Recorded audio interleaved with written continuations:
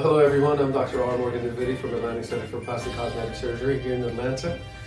Today I thought we'd talk about abdominoplasty, and very briefly we're going to cover what are the options we're always asked about. And essentially we're going to talk about three different kinds of tummy tucks. We'll go from the very small one to the very large one, and then we'll talk about something right in the middle.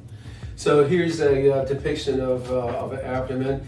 Most plastic surgeons do conduct some liposuction on the sides here, so these are commonly referred to as the flanks. So that gives you, of course, a better waistline and a judicious amount of liposuction here because of blood supply issues that we'll cover in other videos. So once the liposuction is over, now we're going to place the incision. The incision for many abdominoplasty is literally a C-section scar, or at least by definition that's what it should be. Essentially with that scar, because the length is short, it only allows a small amount of skin to be removed. And also plus or minus tightening the muscle on the lower portion. Mind you that on this procedure, we do not make an incision around the belly button so that you get to keep that natural looking belly button. We don't go above the belly button, no work is done above the belly button.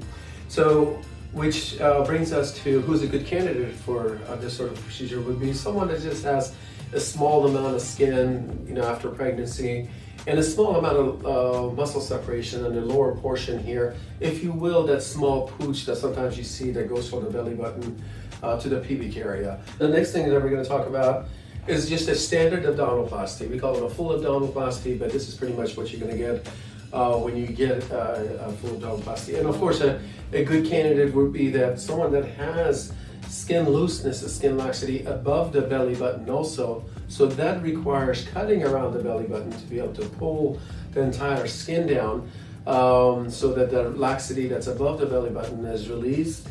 And also they'll give you an opportunity to get on the inside underneath the skin all the way to the breastbone to be able to tighten the muscles all the way from stem to the pubic hair. So typically when I discuss the scar with a patient, it's very important that it's placed very low on the pubic area because as the skin is pulled down, everything here gets pulled up also. We want a very, very small, static pubic area, and it all depends on how much hair we leave behind. The length of it, normally we just go from hip bone to hip bone. We would never go around the patient. We never come up down the skin. Very, very rarely, if you have a weight loss patient with a lot of skin, do we extend the scars. I believe in keeping the scars very short and very low. They can be covered beautifully with a straight bathing suit. Most of our scars, by the way, are straight. They're not smiley faces, they're not zigzags, they're very even and they're very straight. So there's very amenable to covering with a bathing suit. Roughly about this much skin is removed, so you can see where the belly button is. So all the skin from the pubic area to about an inch or so above the belly button is removed. Then we go underneath. The muscles have separated from the pregnancy, and this picture depicts what it used to be before the separation. So you can get these six-pack muscles strengthened by working out, but you're never going to be able to bring them together because those are consequences of pregnancy with some ladies, of course, all right? So what we do, this gives us an opportunity to tighten the entire muscle from all the way, again, from the chest bone all the way to the pubic hair. That tightening is what flattens the abdomen, so there's no protrusion of the abdomen any longer. But most importantly, it gives the patients the curves that they're looking for. And that's the only way you're going to be able to accomplish that, to be able to tighten all those muscles. Finally, we close with every single suture inside. Belly button, since we did make an incision around it, is the most important part of the surgery. It's very important that this is closed naturally. Please visit our website. You'll see in our gallery many examples of this. It should look very, very natural because this is the telltale signs of an abdominoplasty. If it hasn't been done very naturally, it can be seen in a pool at a beach with a bathing suit. It's very noticeable and is a telltale sign of abdominoplasty. So that's your full abdominoplasty, or the standard abdominoplasty, if you will. The next one that we're going to talk about is the third one. This is what I call a modified abdominoplasty. This is the third type of abdominoplasty that we have. The good candidates for patients like this is that they have lower abdomen skin laxity, they have no laxity above the belly button, so there's no reason to cut around the belly button because there's no skin to be pulled. But the patient's muscles has separated from, again, from the chest bone all the way to the pubic hair. So it does require putting all the muscles edges back together. So therefore you need access to get up here somehow. This is what I call the modified abdominoplasty. Some people call it the umbilical floats because, as you'll see by the design of how we do this, that's part of the procedure. Again, if I didn't say it with my full abdominoplasty, you start out with liposuction on the sides over here.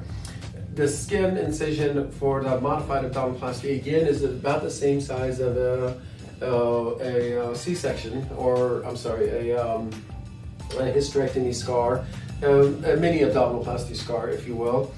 What happens is you lift the skin up like a hood of a car, you go off to the belly button. This is where it gets tricky. You cut the belly button from inside, so underneath the skin there's a stump where the belly button exits the abdomen, and so you cut that. So that allows you to get underneath, if you will, again using that hood of a car analogy, to get underneath the hood so you can get all the way up to this spot so you can do your muscle tightening. So again, this is a patient that's separated the muscle, whereas the diastasis all the way from the chest bone to the pubic hair, and you need to be able to get up here to be able to tighten that. So you get up here, you do the tightening that you have to do, and exactly like an abdominoplasty. On the way out, before you close the scar, which is about that big when you're done, you actually tack the belly button internally onto the muscle inside. So there are no scars around the belly button. It's your own natural belly button that's attached to your own skin, but it's placed at a slightly lower level than we found it, maybe about a ½ inch or exactly the spot that we found it in. Again, the only reason we severed the belly button is to give us access all the way to the top. You have to be a good candidate for this, which means that there's no laxity above the belly button, all the laxity is below.